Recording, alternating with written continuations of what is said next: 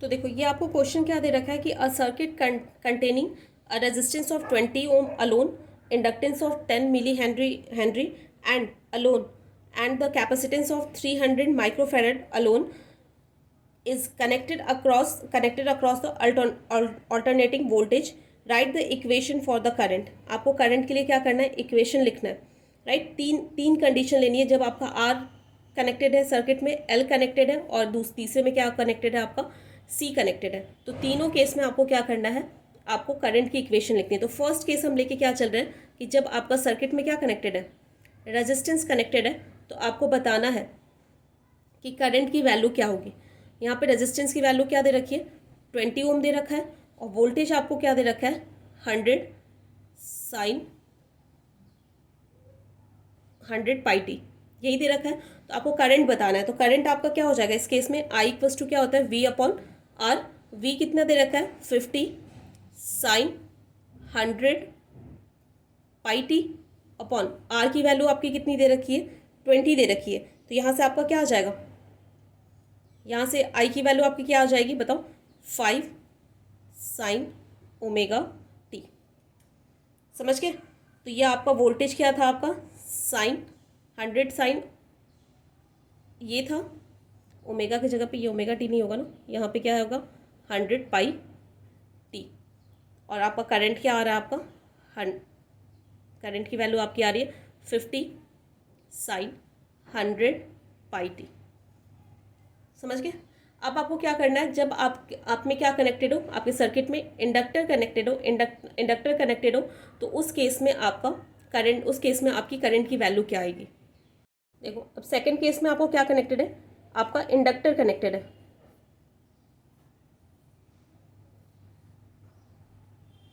ये कितना दे रखा है, 100 साइन 100 पाई टी। आपको क्या बताना है, करंट की वैल्यू बतानी है, करंट की वैल्यू कितनी आएगी। तो करंट क्या हो जाएगा, आई इक्वल्स टू क्या हो जाएगा, वी अपॉन एक्सएल हो जाएगा, right.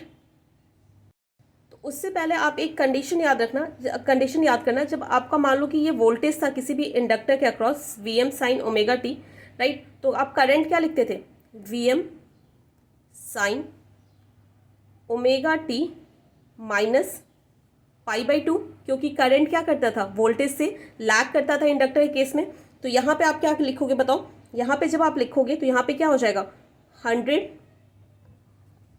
Sign 100 pi T minus क्या हो जाएगा, पाई बाई टू, क्योंकि यहाँ पे जो करंट होगा वोल्टेज से क्या करेगा, 90 डिग्री लैग करेगा। यहाँ पे क्या वोल्टेज की वैल्यू क्या है, 0 है, तो 90 डिग्री का लैग कितना हो जाएगा, पाई बाई टू। समझ गए। यहाँ पे अपॉन क्या हो जाएगा, एक्सएल। तो एक्सएल की वैल्यू निकालो। एक्सएल आपका क्या होता है, ओमेगा एल, और ओमेगा क्या होता है आपका 2 पाई एफ इंटू एल। यहाँ से वैल्यूज पुट कर दो, कितनी आ जाएगी वैल्यूज यहाँ पे, 2 पाई एफ की वैल्यू आपको कितनी, फ्रिक्वेंसी कितनी दे रखी थी यहाँ पे। तो देखो यहाँ पे एफ, तो यहाँ पे एफ निकालने की ज़रूरत ही नहीं है, क्योंकि यहाँ पे क्या है आपका, एफ निकालोगे तो फिर ज़्यादा प्रोसेस लंबा पड़ जाएगा। यहाँ पे ओमेगा की डायरेक्ट आपको वैल्यू दे रखी है, क्या दे रखी है, ओमेगा इक्वल्स टू क्या दे रखा है, 100 पाई दे रखा है, राइट। यहाँ पे ओमेगा की वैल्यू आपको क्या दिख रही है, 100 पाई। तो डायरेक्ट पुट कर दो, यहाँ पे क्या हो जाएगा, 100 पाई इंटू इंडक्टर की वैल्यू कितनी है, 10 इंटू 10 टू द पावर -3, यही है। तो यहाँ पे क्या हो जाएगा, 30 से 10 टू द पावर -3 आपका कट जाएगा, बचेगा क्या, सिर्फ पाई। तो यहाँ पे आपका क्या हो जाएगा, 100 upon pi sine 100 pi T minus pi by two, right. समझ गए। तो इसे आप जब सॉल्व करोगे तो यह आपका आ रहा है 3.183 साइन 100 पाई टी माइनस क्या हो जाएगा, पाई बाई टू।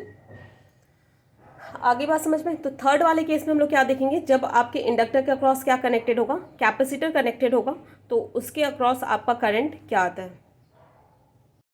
तो देखो अब क्या आपका, अगर आपका क्या कनेक्टेड है, एक कैपेसिटर कनेक्टेड है किसी भी एसी सोर्स के अक्रॉस, इसकी वोल्टेज क्या देखिए, 100 साइन 100 पाई टी, राइट। तो आपको क्या बताना है कि करंट क्या आएगा। तो एक चीज़ याद रखना, आपका अगर कैपेसिटर के अक्रॉस अगर वोल्टेज क्या है, V M sine omega T, तो करंट क्या हो जाता है I M sine omega T plus pi by two, क्योंकि आपका जो करंट होता है वोल्टेज से क्या करता है 90 डिग्री लीड करता है। समझ गए? तो यहाँ से आपका आई क्या हो जाएगा बताओ, यहाँ से आपका आई क्या हो जाएगा V M sine omega T plus pi by two upon XC, right. तो एक्सी निकालने के लिए आप यहाँ पे एक्सी में निकाल देते हो, तो एक्सी निकालने के लिए आप क्या करोगे, एक्सी आपका क्या होता है 1 अपॉन ओमेगा सी, राइट। तो ओमेगा की वैल्यू आपकी कितनी रखी है 100 पाई, तो पुट कर दो 1 अपॉन 100 पाई इंटू कैपेसिटेंस की वैल्यू कितनी, कैपेसिटर की वैल्यू कितनी दे रखी है 300 इंटू 10⁻⁻6, राइट।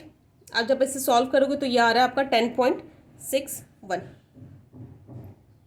आप इसे एक बार चेक कर लेना, मेरे पास जो लिखा हुआ है ये लिखा हुआ है, तो एक बार चेक कर लेना खुद से आप लोग कैलकुलेटर में डाल के। तो यहाँ पे क्या हो जाएगा आपका बताओ 100 sine 100 pi T plus pi by two, right, upon XC की वैल्यू कितनी है आपकी 10.61। तो जब आप इसे सॉल्व करोगे तो यह आपका आ रहा है 9.425 sine 100 pi T plus pi by two, right. तो ये आपका क्या हो गया एम्पियर, ये आपका करंट हो जाएगा कैपेसिटर के अक्रॉस।